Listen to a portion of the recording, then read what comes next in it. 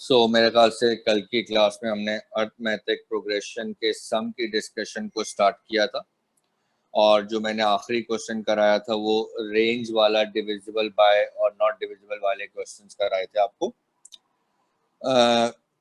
Weekly test भाई मैं आप लोग के तीन तीन स्टूडेंट्स के मैसेजेस आए थे और तीन स्टूडेंट्स के मैसेजेस के अंदर जो क्वेश्चन मेंशन थे उसके बाद सिर्फ एक क्वेश्चन नंबर 4 बचा था जो आप लोग को नहीं करवाना था मुझसे, बाकी पूरा पेपर ही करवाना है। तो वो मैं फिर संडे को करूंगा ताकि कम से कम मैं अर्थमेटिक का सम का टॉपिक कंप्लीट करके एपी स्टार्ट कर सकूं, ताकि ये जो वीकली टेस्ट आ रहा है इसमें आपका टॉपिक बन सके ना। मैं आपसे अगला क्वेश्चन एपी का ही पूछना चाहूंगा। अब तक आप दो फॉर्मूले मेरे साथ डिस्कस कर चुके हैं। पहला टीएन का which is A plus N minus one into D, और दूसरा सम का N upon two into two A plus N minus one into D, या इसको आप N upon two into A plus L भी कहते हैं। मेरा क्वेश्चन आपसे है find the sum of N AP of 17 terms whose middle term is 5। ये क्वेश्चन है आपसे। देखिए एक बात बताएं, अगर टोटल आपके पास 17 टर्म्स हैं तो जो मिडिल टर्म होगी आपके पास, जो आपके पास मिडिल टर्म होगी वो मेरे हिसाब से 9th टर्म होगी। और आप मिडिल टर्म कैसे निकाल सकते हैं? आप मिडिल टर्म का नंबर कैसे निकाल सकते हैं? ऑर्डर ऑफ मिडिल टर्म कैसे निकाल सकते हैं?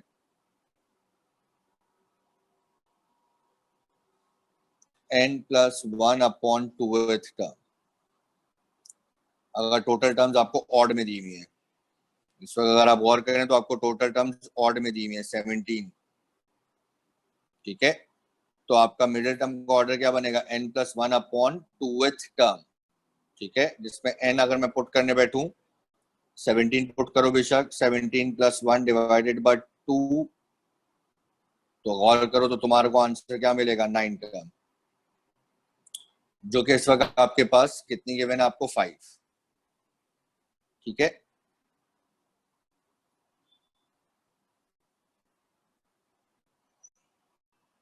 ना अब आपको यहाँ पे सम फाइंड करना है अप टिल 17 टर्म्स का। मैं पहले सम का फॉर्मूला लिखता हूँ। 17 upon two N upon two, two A पता नहीं है, 17 minus one into D, 17 upon two, two A plus 16 D, 17 into A plus 8 D लिख सकता हूँ। सम अप टिल 17 का ये रिलेशन बन गया। मुझे ए भी नहीं पता, मुझे डी भी नहीं पता। अब डेफिनेटली इसके सम को फाइंड करने के लिए जो आपको ये मिडिल टर्म दी हुई है इससे कोई ना कोई रिलेशन जरूर बनेगा। आइए देखते हैं। अगर मैं nth टर्म का फॉर्मूला यूज करूं जो कि होता है a plus N minus one into D, आपको यहाँ पे 9th टर्म दी हुई है तो a plus nine minus one into D, और 9th टर्म आपको दी हुई है यहाँ पे 5, जो बराबर होगा a प्लस एट डी के। इसका मतलब आपको यहाँ पे जो मिडिल टर्म दी हुई है उससे आपको डायरेक्ट किसकी वैल्यू मिल गई? a प्लस एट डी की, a प्लस एट डी की। और वो वैल्यू आपको क्या मिली है? वो वैल्यू मिली आपको 5। तो अब आप सम अप टिल 17 टर्म्स निकालने बैठे हैं तो क्या लिखेंगे? 17 मल्टीप्लाई बाय 5, तो you will get your answer. मेरे ख्याल से आपका आंसर आएगा 85। ठीक है ना। अमूमन ये क्वेश्चन जो शो दैट और प्रूव दैट के होते हैं वो रिलेशन फॉर्म में पूछे जाते हैं, जो मैं अगला क्वेश्चन आपसे रखने आ रहा हूं आपके सामने। कि क्वेश्चन मैं पूछ रहा हूं किस तरह, वो पहले देख लें। Show that the sum of first n even natural numbers is equal to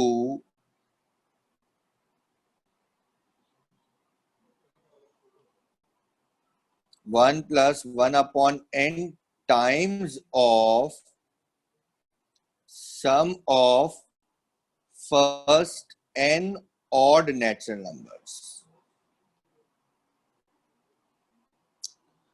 अच्छा, मैं आपसे जो पूछना चाह रहा हूं, क्या जो आपके प्रूफ दैट और शो दैट के क्वेश्चंस होते हैं, जो आपके प्रूफ दैट और शो दैट के क्वेश्चंस होते हैं, वो अमूमन आपसे सिर्फ रिलेशन फॉर्म में पूछे जाते हैं. यानी मैं आपसे ये क्वेश्चन इस तरह नहीं पूछ सकता, मैं आपसे ये क्वेश्चन इस तरह पूछूंगा. ठीक है, कि what is the relationship between sum of first N even natural numbers and sum of first N odd natural number. ये पूरा जो आपको ये बात नजर आ रही है ना, ये जो क्वेश्चन है, यही पूरा एक एमसीक्यू है. ये कहना क्या चाह रहा है? ये कहना ये चाह रहा है कि इवन नंबर्स का sum 1 + 1 upon n times of sum of odd होता है. ठीक है, और मैं उसका एमसीक्यू यही बना सकता हूं कि what is the relationship between the sum of first n even natural numbers and sum of first n odd natural number. तो वो रिलेशन ये है. ठीक है, तो इस रिलेशन को याद रखिएगा. रिलेशन बड़ा इंपॉर्टेंट है, प्रॉपर्टी है असल में, प्रॉपर्टी है ये असल में. ठीक है, प्रूव नहीं करना हमने ना.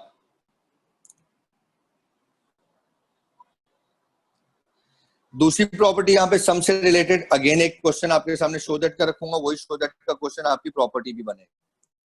ठीक है,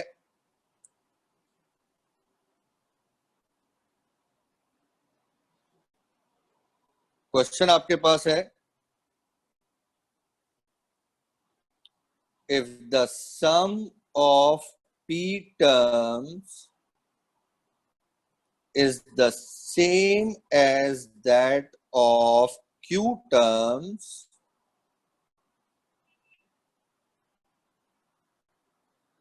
show that sum of p plus q terms is 0. भाई ये याद रखना, जितने भी शो दैट और प्रूफ दैट के क्वेश्चन की प्रॉपर्टीज आपको जहन में रखनी है, खासतौर पे सीक्वेंस एंड सीरीज के अंदर. तो कोई मुझे इस क्वेश्चन को प्रॉपर्टी में कन्वर्ट करके देगा? आमना अरमान. सर मैं नींद में हूँ, अभी मुझे तंग नहीं करा. तो ये सही है.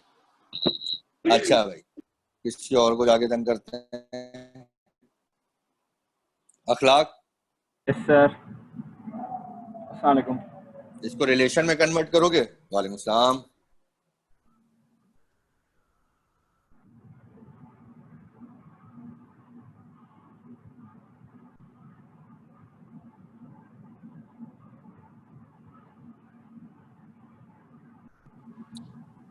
Sir Sn of P plus Sn of Q is equal to 0. नहीं, minus. Sir Sn of P minus Sn of Q is equal to 0. नहीं अखलाक. कोई और? एनीवन? Support and?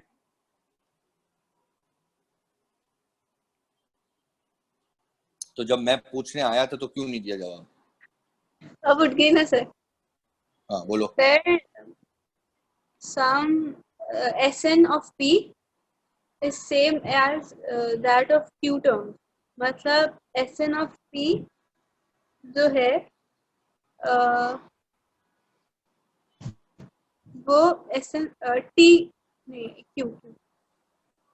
अब हमें यानी अगर आप किसी अर्थमेटिक प्रोग्रेशन की p टर्म्स तक का सम करें और उसकी q टर्म्स तक का सम करें, p टर्म का मतलब 10 टाइम्स, मतलब मैंने उसकी 10 टर्म को सम कर दिया और मैंने उसकी 15 टर्म को सम कर दिया, मैंने उसकी 10 टर्म्स को सम कर दिया और मैंने उसकी 15 टर्म्स को सम कर दिया, और मैंने ये देखा कि उसकी 10 टर्म्स का जो सम आया है वही उसकी 15 टर्म्स का भी सम है, तो उस वक्त उस sum of p plus q term का आंसर 0 होगा. तो अब मेरा जरा क्वेश्चन सुनना याद से. if in an AP sum up till 10 terms is equal to sum up till 20 terms, मैंने 10 टर्म्स का सम किया, वो वही था जो 20 टर्म्स का सम भी था। तो आप मुझे बताएं सम अप टिल 30 टर्म्स कितना होगा?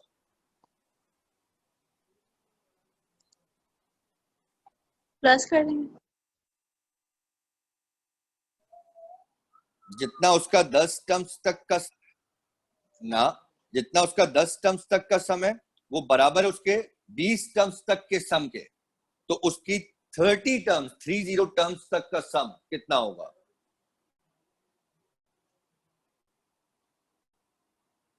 Yes Arisha?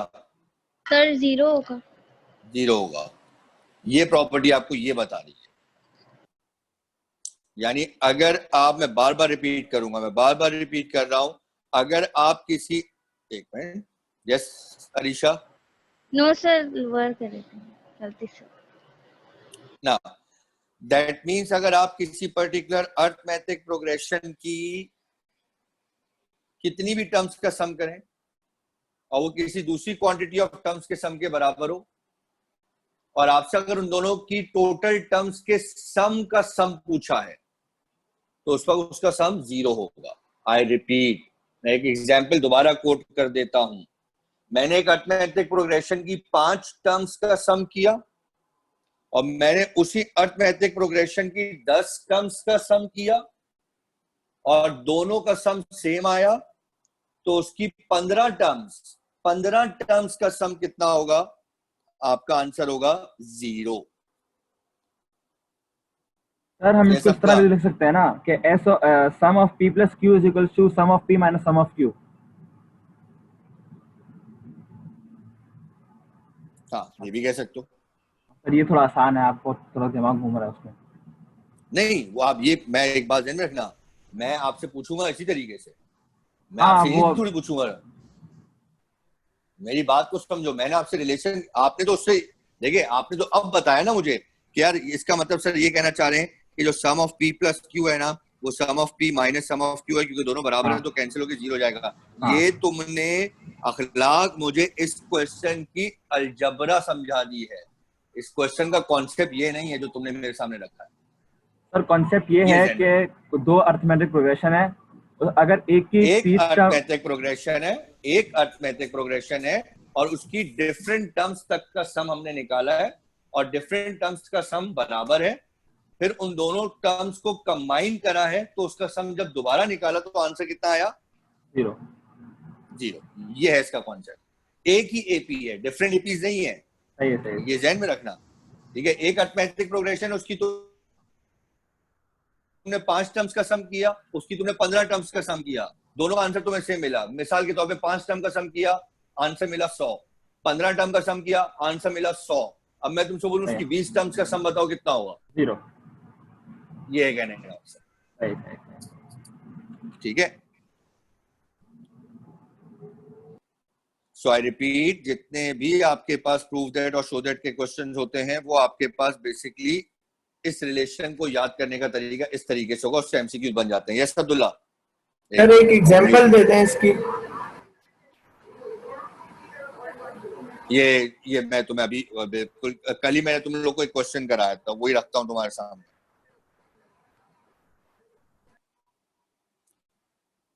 21, 18, 15 and so on. Done.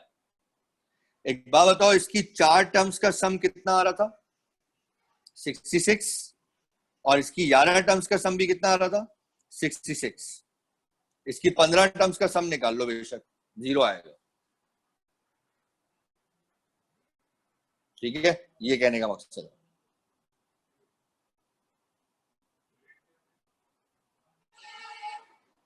ना, मेरा अगला क्वेश्चन आप लोग से वो एक वर्ड प्रॉब्लम है। अगर स्लाइड बीच में कोई पिक्चर रहने से रह जाए ना तो कोई टेंशन नहीं है, मैं पिक्चर तुम उससे शेयर कर भी लूंगा। ठीक है, मेरा क्वेश्चन सुनना।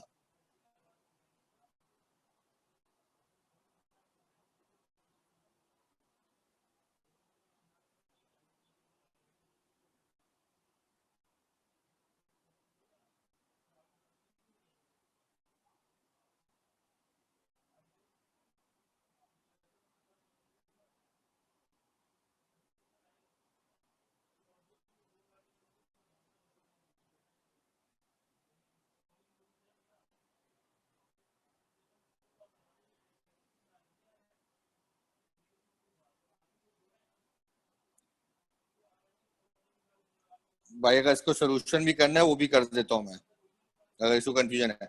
इसकी 4 टर्म एपी ये तुम्हारे सामने, ये एपी है, बढ़ कम होती जा रही है। पहले इसकी 4 टर्म्स लिखो, 21, 18, 15, 12, ठीक है, 66 आंसर आएगा। अब इसकी 11 टर्म्स लिखो, 21, 18, 15, 12, 9, 6, 3, 0, -3, -6, -1, 11 टर्म्स लिख दी, आंसर 66 आएगा। अब इसकी 15 टर्म्स लिखो, 21, 18, 15, 12, 9, 6, 3, 0, -3, -6, -9, -12, -15, -18, -21। और करना, 21 से 21 कैंसिल हो रहा है, 18 से 18, 15 से 15, 12 से 12, 9 से 9, 6 से 6, 3 से 3, आंसर कितना आया, 0।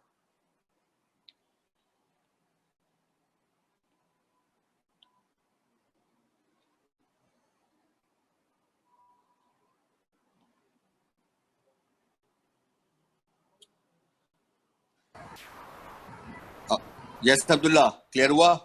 जी जी सर। ओके, ना अब वापस आ जाओ उस क्वेश्चन में। मैं वर्ड प्रॉब्लम एक लिख रहा था तुम लोग के सामने। अच्छा, contain 1 marble less than the preceding one.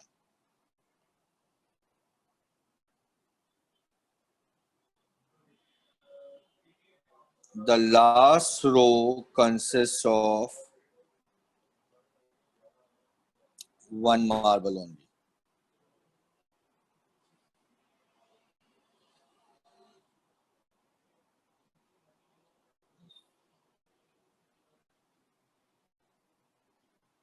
Which forms the vertex of triangle.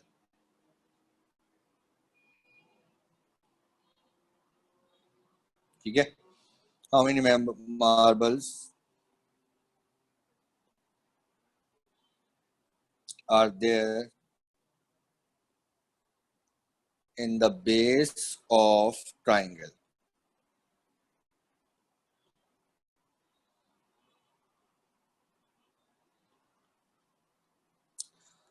जरा इस पूरी वर्ड प्रॉब्लम को हम जरा समझना शुरू करते हैं। एक पर्टिकुलर लड़के के पास टोटल 231 मार्बल्स है और उसने उसको रो वाइज अरेंज करना शुरू कर दिया।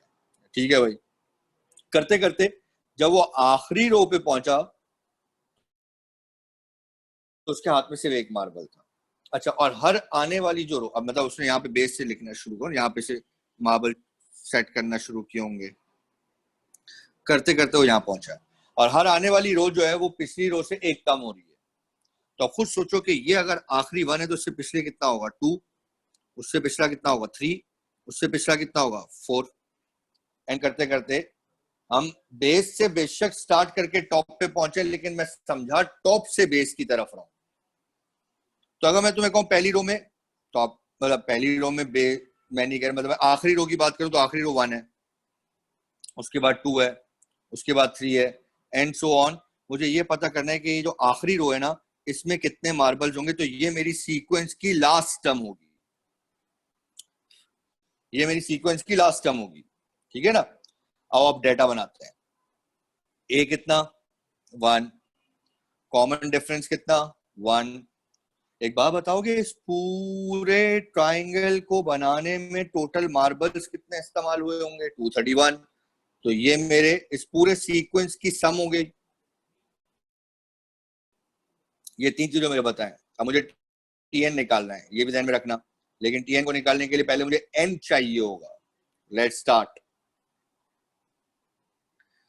मैं सम का पहले फॉर्मूला यूज करूंगा 2a + n - 1 × d।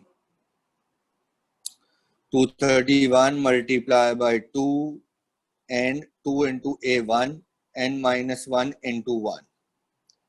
231 को अगर मैं 2 से मल्टीप्लाई करूं तो I will get the answer 462 and 2 + n - 1 n + 1 462 n square + n - 462। अगर मैं 462 का यहाँ पे अगर आपके सामने एलसीएम रखता हूं,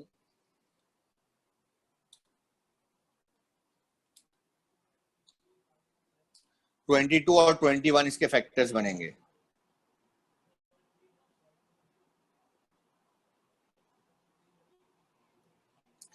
n कॉमन, -21 कॉमन, तो या तो n -22 आएगा या तो n 21 आएगा। ये हो नहीं सकता। इसका मतलब ये जो आखिरी रो है, ये जो आखिरी रो है, इसमें उस बच्चे ने टोटल 21 मार्बल रखे होंगे और इस तरह रखना शुरू कर गया उसने। 21, फिर उससे अगले में यहाँ पर उसने कितने रखे होंगे 20, फिर उससे बाद कितने रखे होंगे 19, फिर 18, 17 करते करते करते वो आखिरी पे जब पहुंचा होगा तो उसके पास एक बचा होगा। उसने स्टार्ट यूं किया होगा, लेकिन मैं इस क्वेश्चन को समझा उल्टा ना, क्योंकि मुझे बेस के नंबर ऑफ मार्बल्स पता करने हैं और आखिरी में नंबर ऑफ मार्बल कितने थे वो मुझे पता थे। क्या होती बात। अब एक वर्ड प्रॉब्लम तुम लोग भी सॉल्व करो, लिख रहा हूं मैं।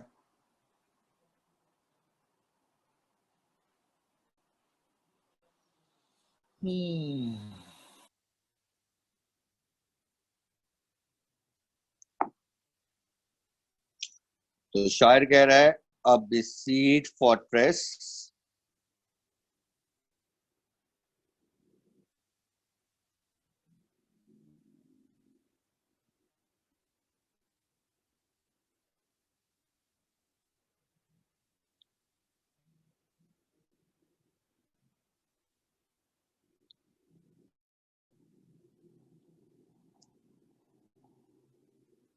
यस अब्दुल मोइज। सर इस क्वेश्चन में हम टीएन मालूम नहीं करेंगे? ओ सॉरी, N21 आया ना। ओ एक मिनट, बच्चे बिल्कुल सही पॉइंट आउट कर दिया। a plus n minus 1 into D. A कितना है 1, डी भी कितना है 1, ठीक है ना। 21 माइनस 1 20 प्लस 1 21। इत्तेफाक की बात है कि 21 ही आंसर आएगा। ठीक है Abdul Moiz. Yes sir.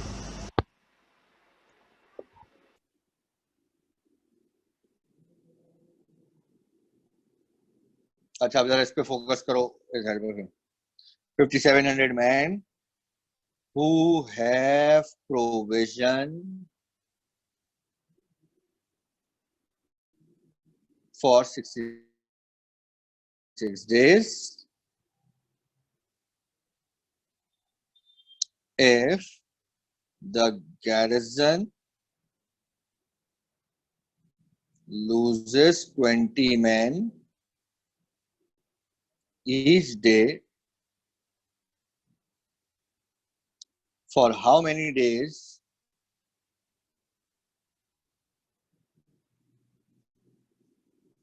will the provision last?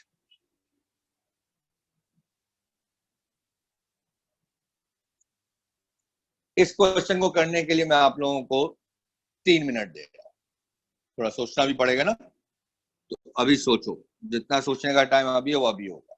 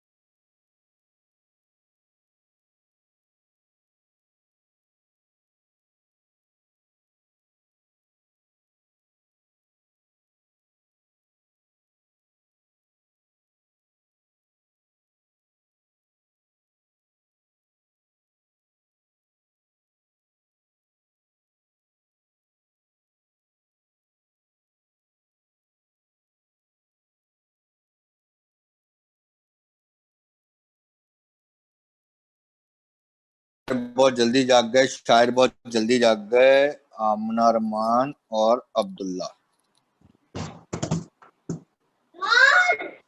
Sir इसमें हम ए Yes, अब्दुल्ला। रखेंगे सर। यस यस, बोलो बोलो। सर इसमें ना हम ए रखेंगे 5,700, ठीक है, और डिफरेंस रखेंगे -20, ठीक है। एसएन निकाल लेंगे फिर हम 66 मल्टीप्लाइड बाय 5,700, ठीक है। फिर हम इस तरह से एसएन के फॉर्मूले में पुट करेंगे और फिर एन की वैल्यू निकाल लेंगे। ये आ रहा है 376200।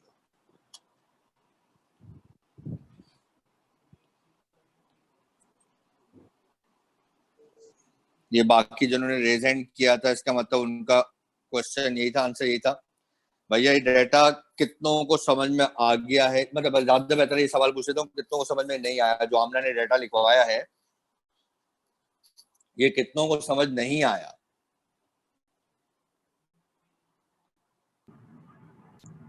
ये नहीं, अगला आ गया आ गया आ गया आ गया आ गया। हाँ, आ गया। चलो, और कोई प्यारे बच्चों जी?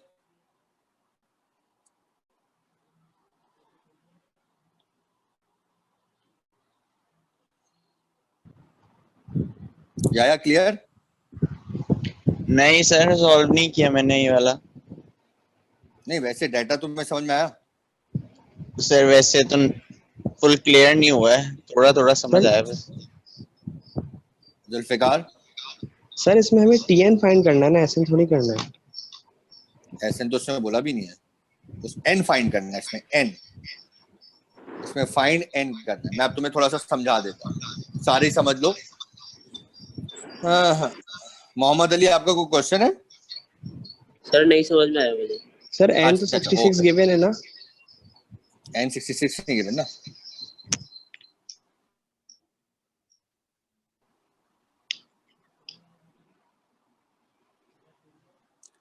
देखो भाई, उन्होंने कहा है कि एक विसीट फोर्ट्रेस लगाया गया 5,700 बंदों का,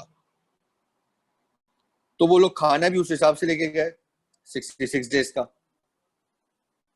ठीक है। तो टोटल अगर मैं आपसे प्रोविजन पूछूं कितना होगा, टोटल अगर मैं आपसे प्रोविजन पूछूं कितना होगा, तो वो कैसे आप निकाल सकते हैं? 5700 को 66 से मल्टीप्लाई करके। टोटल प्रोविजन बंदे इतने दिन के लिए आपके पास विसीट फोर्ट्रेस में उनको रखा गया है, तो टोटल अगर इन दोनों को मल्टीप्लाई कर दूंगा तो ये मैंने टोटल प्रोविजन का सम निकाल लिया। टोटल प्रोविजन का सम निकाल लिया। अब हुआ क्या, इत्तेफाक है कि जैसे ही वो फोर्ट्रेस डिजाइन किया गया, हर दिन के बाद 20 लोग छोड़ के जाना शुरू हो गए। इसका मतलब पहले दिन 5,700 बंदे होंगे, उससे अगले दिन 5,680, उससे अगले दिन 5,660 एंड सो ऑन। उसके बाद उन्होंने इन्हीं का क्या किया, सम 5700, 5680 एंड सो ऑन। अब उन्होंने कहा कि अगर इस तरीके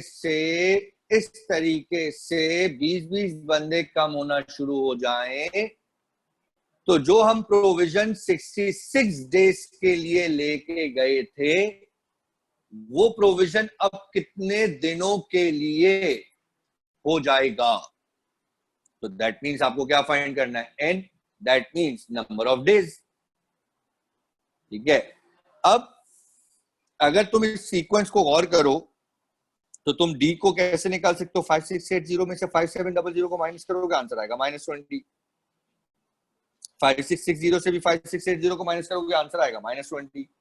दैट मीन्स मेरा ए हो गया 5700, मेरा डी हो गया -20, मेरा सम हो गया 376200। वैसे ये सीक्वेंस यूं चलनी थी। मैं आपको वैसे एक बात बताता हूं, ये सीक्वेंस यूं चलनी थी। 5,700 पहला दिन, 5,700 दूसरा दिन, 5,700 तीसरा दिन, इस तरह 5,766 दफा मैं लिखता। और मैंने उन सबका क्या किया, 5700 का 66 दफा लिखने का मतलब 5700 को 66 दफा मैं ऐड करूंगा, वो ऐड मैंने, तो असूलन मेरा सम तो इतना था, मेरे पास तो ये इतना प्रोविजन था जो मैंने सम निकाला है, लेकिन वो इत्तेफाक क्या हुआ, वो ये हो गया।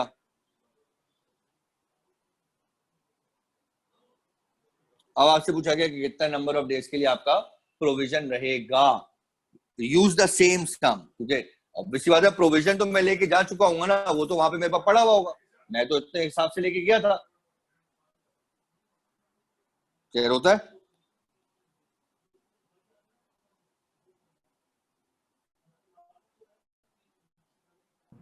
सर 494 और 76 आंसर है।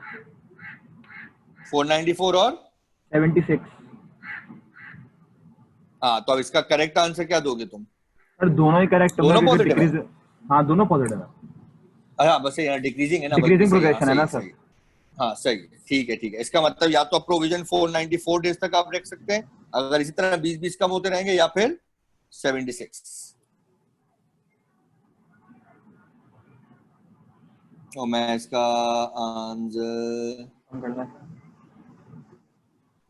And the correct one is, मतलब पीछे आंसर 76 दिया हुआ है इन्होंने। क्योंकि सर 494 तो सीमिंगली इम्पॉसिबल है। हाँ, क्योंकि अगर मैं 494 को 20 से मल्टीप्लाई करूँ ना, तो 20-20 दिन अगर 20-20 के हिसाब से कम करना शुरू करेंगे ना, 20 से मल्टीप्लाई करो, तो आंसर ही 9880 आ रहा है, इतने तो बंदे नहीं है।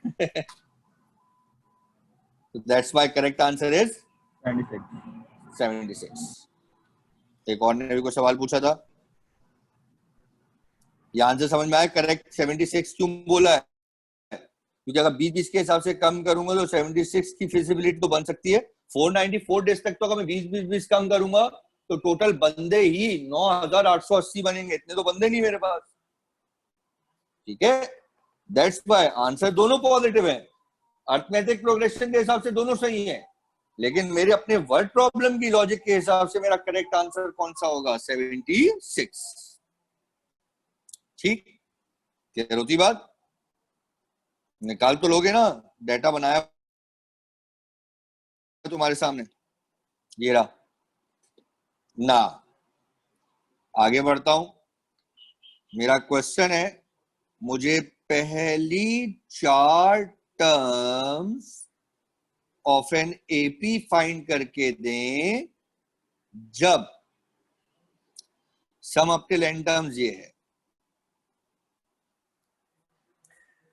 देखो, जब भी तुम्हें sum up till n terms given हो और तुमसे टर्म्स ऑफ एपी रिक्वायर्ड हो, तो तुम्हारा स्टेप नंबर 1 ये होना चाहिए कि जो तुम्हें sum up till n terms given है उसे जर्नल फॉर्म बनाओ। जो तुम्हें sum up till n terms given है उन्हें जर्नल फॉर्म बनाओ। जर्नल फॉर्म का मतलब n/2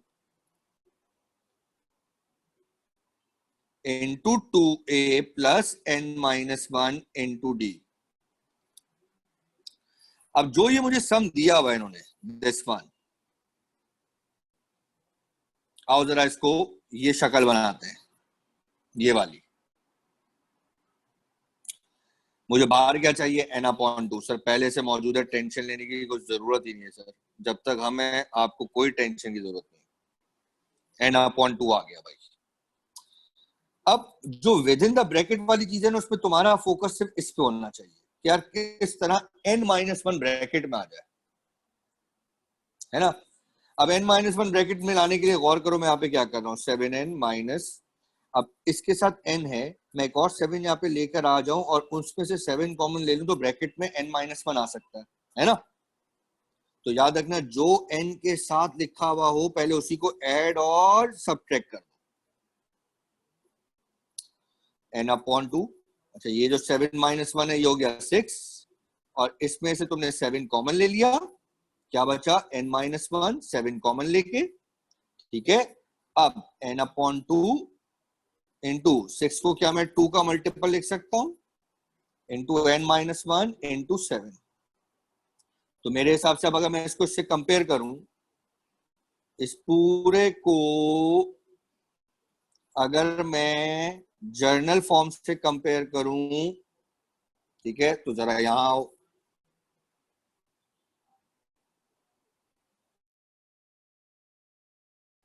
तो जर्नल फॉर्म से जब कंपेयर करूंगा तो ए मेरे पास क्या हो गया 3, डी मेरे पास क्या हो गया 7। ये पूरी कहानी जो बादशाह सलामत ने सुनाई है वो ए और डी के लिए सुनाई है, मतलब फर्स्ट टर्म और कॉमन डिफरेंस के लिए।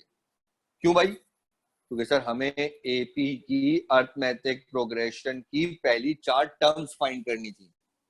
भैया शायर कह रहा है कि कोई और शायर बने और मुझे बताए क्या। आयशा मकबूल। Yes sir. जर्नल एपी बताओ।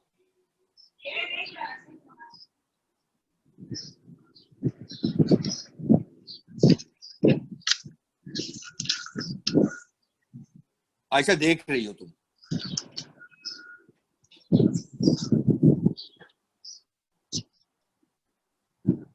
आयशा मकबूल। यस सर मैं बता रही हूँ। हाँ तुम रजिस्टर से देख रही हो ना, सच्ची बताना है ईमानदारी से। नहीं सर वो हवास से पेजेस हो रहे हैं, आज वो रजिस्टर है भी नहीं। हाँ बेटा। अच्छा चलो बताओ जर्नल एपी।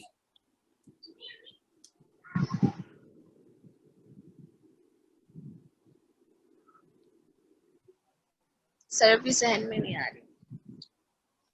यार ये तो, हाँ भाई ये आ गया, कौन भाईजान आ गए देखें साथ में, मरियम अहमद। सर ये 3, 10, 17, 24 होगा ना एपी प्रोग्रेशन में? मरियम मुझे जर्नल एपी बताओ पहले। सर ये 3, 10, 17 एपी होगा ना, 17, 24। यार आंसर बता रहे हो तुम लोग डायरेक्ट। चलो यार मैं, मेरे भाई जुल्फिकार भाई बताएंगे। यस जुल्फिकार। सर ए प्लस डी, ए प्लस 2D, ए प्लस 3D। ये कहता है शायर, ये शायर मशरिक तो नहीं बन सकता लेकिन शायर मैथ जरूर बन जाएगा इंशाल्लाह। ठीक है ना, ए प्लस डी, ए प्लस 2D, ए प्लस 3D, जिसके बाद अगर मैं इसमें ए और डी की वैल्यू करूंगा तो मरियम ने जो हमें अच्छा सा जवाब दिया, ये सामना। सर लेकिन हम यही बोल सकते रही हैं थी। कि 7 और 3 के सामना तुम्हारी, डिफरेंस को ऐड कर लें। आई नो दैट, वो मुझे बिल्कुल मैं आपकी इस बात की कदर करता हूँ। ठीक है, मेरा सवाल था ना, मेरा दिल चाह रहा था कि मैं उसका जवाब ले लूं। अच्छा सर। क्या कहते हो तुम लोग? सही ठीक है, sir. Thank you so much. आप लोग की इजाजत मिल गई। आप लोग इजाजत देते ना तो कम से कम मेरा जो ना मोटिवेशन हमेशा अप रहता है सवाल पूछने का।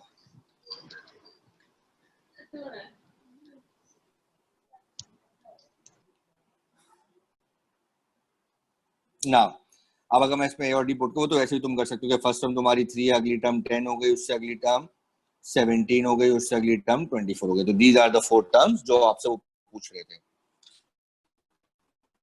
अच्छा इसी पे रहते हुए एक क्वेश्चन तुम्हारे साथ और डिस्कस कर लेता हूं।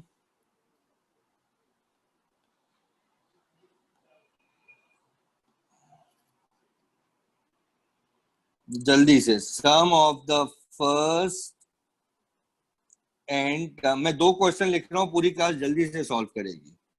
Of 2 APs are in are 13 minus 7n ratio 3n plus 1. Find the ratio of their first and second terms.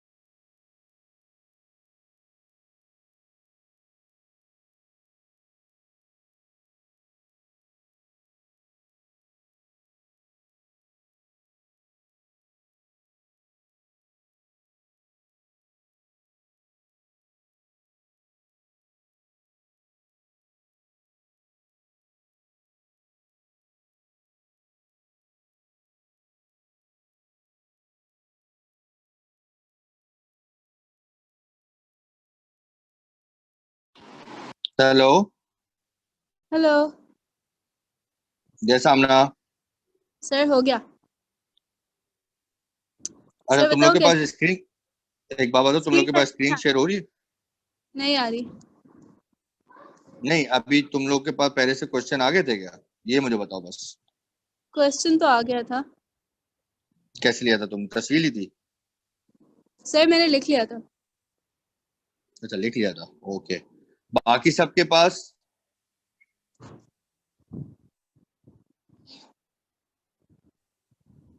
मैं एक काम ये कर रहा हूँ कि वो दोनों क्वेश्चन जो है ना, मैं जल्दी से व्हाट्सएप ग्रुप पे भेज रहा हूँ। अगर सर किसी के आपने पास एक नहीं आए, क्वेश्चन लिखा था, आपने दूसरा नहीं लिखा था। तब मैंने दोनों लिख दिए थे। वो बीच में पता नहीं नेट को क्या हो गया आज। आज मेरा नेट बड़ा अजीब सा चल रहा था। सर मोबाइल डाटा यूज किया करें। अरे यार, बस तुम जैसे अमीर स्टूडेंट मुझे कब मिलेंगे? जल्दी से। मैं गरीब इंसान, मैं को कहाँ मोबाइल डेटा का मसला है। सर क्या हो गया सर, क्या कैसी बातें कर रहे हैं आप। मैं स्टॉर्म फाइबर वाला इंसान हूँ, सर गरीब सर इंसान मैं नहीं भी है। स्ट्रॉन्ग फाइबर वाला हूँ ओहो। सर। आजकल थोड़ा नेट का मसला चल रहा है इनका। उन्होंने, मैंने बात करी हुई है, उन्होंने बोला है कि वो थोड़ा कोरोना की वजह से ना वायरिंग का मसला है और मोबाइल डेटा बहुत महंगा अब पड़ यार जाता है। स्ट्रॉन्ग फाइबर बहुत अच्छा है। नहीं, स्टॉर्म फाइबर बहुत बेहतर है, मतलब सर्विस भी बहुत अच्छी होती है हाँ यार। सर, बहुत अच्छी सर्विस है। अभी थोड़ा सा मसला चल रहा है इनका, सही हो जाएगा ये भी। कोई बात नहीं, कोई बात नहीं यार, कभी के दिन बड़े कभी गिराते हैं। यस सर, जो बात है। अच्छा, ये मैंने भाई ग्रुप पे दोनों क्वेश्चन भेज दिए हैं। अच्छा, मैं अब थोड़ा सा यहाँ पे क्लास को एंड कर रहा हूँ। यहाँ पे काम ये करना कि ये दोनों क्वेश्चन आप लोग ने सॉल्व करने हैं। यहाँ पे हमारा सम का टॉपिक कंप्लीट होता है। और नेक्स्ट क्लास में, यानी कि संडे वाले दिन मैं पहले वीकली टेस्ट को डिस्कस करूंगा। उसके बाद हम अपनी अर्थमेटिक प्रोग्रेशन की आखिरी बात डिस्कस करेंगे, दैट इज अर्थमेटिक मीन। ठीक है, thank you so much class. Yes, Mariam Ahmad. Sir मेरी जो वो नस्ट वाली जनरल मैथ्स की क्लास है वो मिस हो गई थी, तो सर वो कब अपलोड हो जाएगी? फ्रैक्शन वाली जो आपने करवाया था जिसमें worksheet. Ask the question in next group. सही सर। ठीक है, थैंक सही यू। ठीक है।